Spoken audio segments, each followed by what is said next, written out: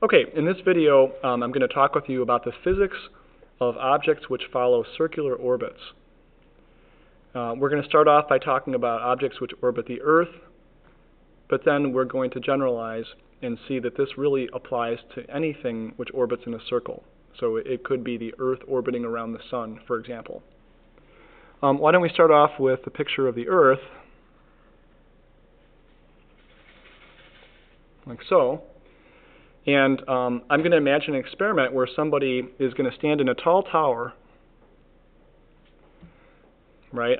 And they're going to fire a projectile horizontally. Okay? They're going to fire it directly that way. Okay? In other words, they're going to fire it tangentially to the surface of the Earth. Now, from their point of view on Earth, that's going to be like a horizontal projectile. But if you look at it in terms of the whole Earth, it's going to look like that. Now, if the person fires that projectile, they shoot that ball out, what's probably going to happen is it's going to go and it's going to hit the ground a certain distance away from them. So this picture is really, really exaggerated, right? If that's the whole Earth, you can imagine that would have to be pretty fast to even go that far. Well, if this person then repeats the experiment and then they fire the projectile faster, the next time it's going to go further. And what's happening as the projectile is moving is, of course, it's being pulled towards the center of the Earth. And that's what's causing its path to curve, the fact that there is a kind of a centripetal force acting on it. But the problem is that force causes the object to curve too soon, and it hits the surface of the Earth, and it eventually stops. But if this person keeps on shooting faster and faster, what's going to happen is that the range of the projectile is going to get longer and longer. And something else interesting is going to happen. Now the Earth is going to start, the curvature of the Earth is going to start to make a difference. And so if you can imagine this, if a person were to fire the projectile at just the right speed, what might happen would be that it would go, and it would begin to actually orbit the Earth. Okay? So I'm going to draw this. This is the ball here. And there's a force acting on the ball that's that way. The ball is trying to fall. In fact, it is falling. But because it's moving so fast, because it's moving at such a high speed, it's basically matching the curvature of the Earth. And so it's falling, but the Earth is curving away from it at just the right rate. So wherever you look at this object, it's always accelerating towards the center of the Earth, but it's never actually reaching the Earth, because it's at just the right speed. And so what would happen in this situation is that object would basically come all the way back around, and this person would have to get out of the way because it would end up hitting them in the back of the head when it came all the way around. But there's a critical speed here. There's a velocity, which we could call the orbital velocity, which gives you that particular orbital path. Okay, and that path is going to have its own radius, right? And the radius of the path is usually, it's got to be bigger than the radius of the Earth, right? Because obviously it's over the surface of the Earth. So this is an orbital radius. So r orbital. And, that's happening only at this very special speed. Okay. Now, if the person actually fired the ball even faster still, well, then all sorts of things can happen. And I'm not going to try to sketch them, but let me just tell you that what will happen is that you may end up with a situation where one thing that could happen is that the object could leave the Earth altogether and never come back. Another thing that could happen would be that there would be some type of an ellipse which would form, so you wouldn't have a circular orbit anymore. And that gets a little bit beyond the physics that we're going to learn in class today, so we're going to just focus on circular orbits. I will tell you that most of the man-made satellites that are orbiting the Earth right now, think about your telecommunications satellites, think about global positioning satellites, think about the space station. Those things are all orbiting in approximately circular orbits. Those are low Earth orbits. Those orbits are typically about 250 miles above sea level.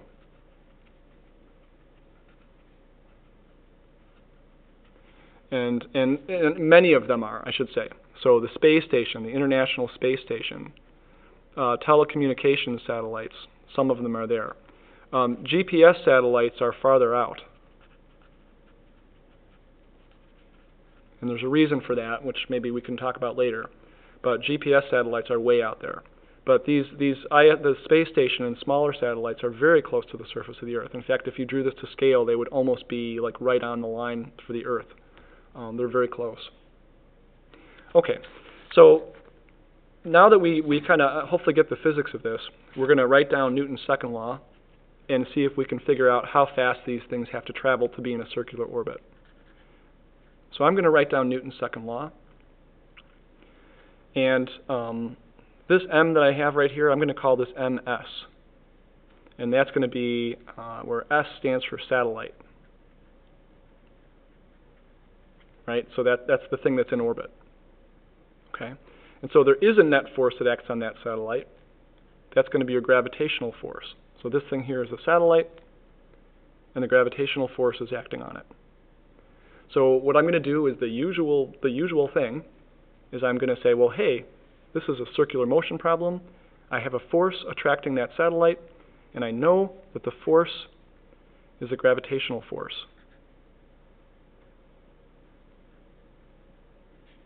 So I am going to write the formula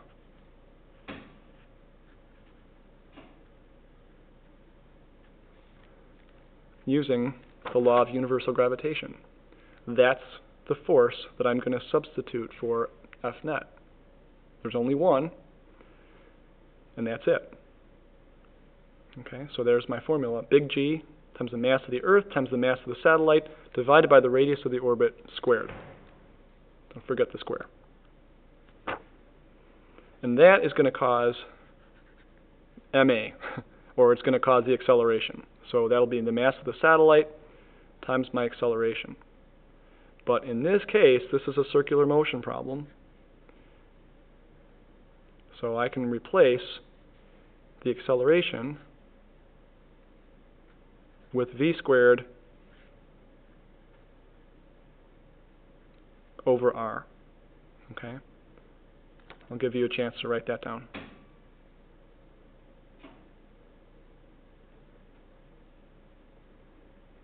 So that looks complicated, but again, what we've done is it's done the usual approach of writing Newton's second law, looking at the free body diagram, which happens to be right here, and identifying the only force that acts on the object that's unbalanced, which is the gravitational force. And we write that out knowing the gravitational law. We set that equal to mass times acceleration, and then we use centripetal acceleration since this is going in a circle. What you then look at is you say, well, hey, mass of the satellite cancels out because it's on both sides. That's actually kind of interesting because it means that you could put a softball into orbit, or you could put, an SUV truck into orbit, and they would basically have the same orbital velocities at the same radius. The mass doesn't matter. Okay, so that's important. So ms does not matter. Okay, it's maybe kind of surprising. Now, what if we want to figure out, how fast an object would travel at a certain orbital velocity? So what if we wanted to zoom in and find an expression for v orbit? Okay, well, if you look above at the formula, you can see it's there. It's just a matter of getting rid of the radius and getting rid of the square, and that will give us kind of this neat formula. So I'll do that next. I can see that I've got the orbital radius showing up over here on the right, but it's squared over here, so I'm going to cancel out one of them. Okay. Algebraically, what am I doing? I'm multiplying both sides by the radius. That kills it off here, and that gets rid of the square here. And then if I take to get rid of the square up here, I would have to take the square root of the right side and then the left side. So I'm going to end up with this. I'm going to end up with the orbital velocity is equal to g times the mass of the Earth divided by the radius of the orbit, right? Not the radius of the Earth, but the radius of the orbit. So remember our picture up above. It's under the square root sign.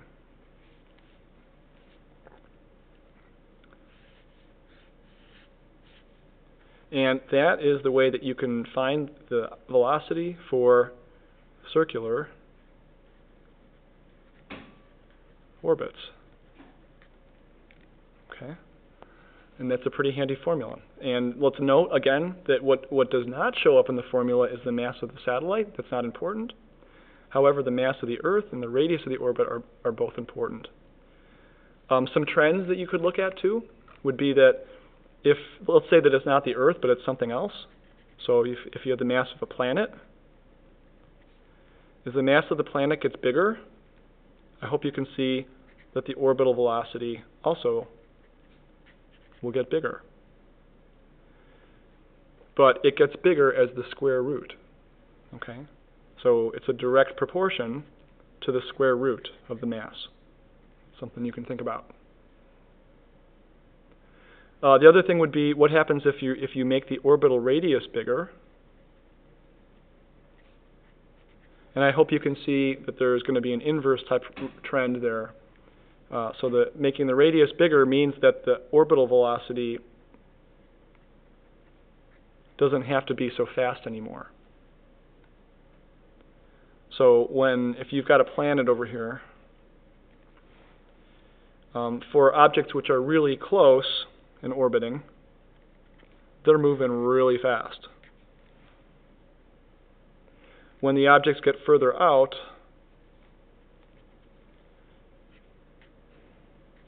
they're not moving so fast. It's not a very good circle. But that's the trend. So the further out you go, the slower the orbital velocities are. Okay. A really neat calculation, and an important one, would be to say, well, how fast is like the space station going? Okay, which is what we said, like 250 miles above the Earth. So you could figure that out because you guys know what g is. You also know the mass of the Earth is, what do we say, about 6 times 10 to the 24th kilograms.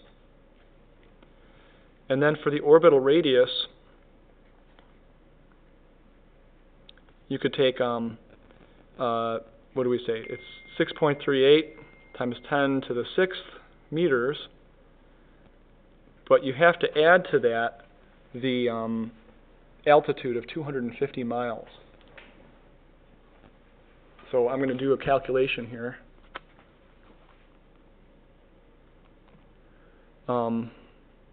I know that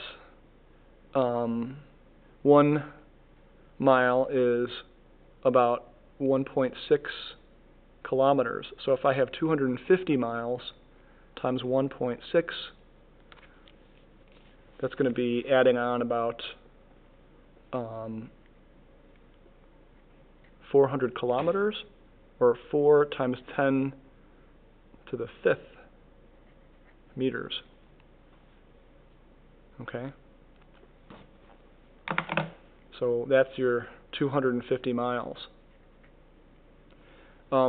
You can go ahead and try that calculation, the 6.38 times 10 to the 6th, and then add the altitude, right, to get the orbital radius. And then you're going to end up with a velocity which is really, really fast. Okay? In fact, I'll let you calculate it and see, but it's way faster than 100 meters per second. It's faster than 1,000 meters per second. And that's how fast things have to be moving in space in order to stay in orbit. If they move any slower, they crash into the Earth. If they move faster, they do things like elliptical orbits, or they just leave the Earth altogether. Okay? So I'm just going to write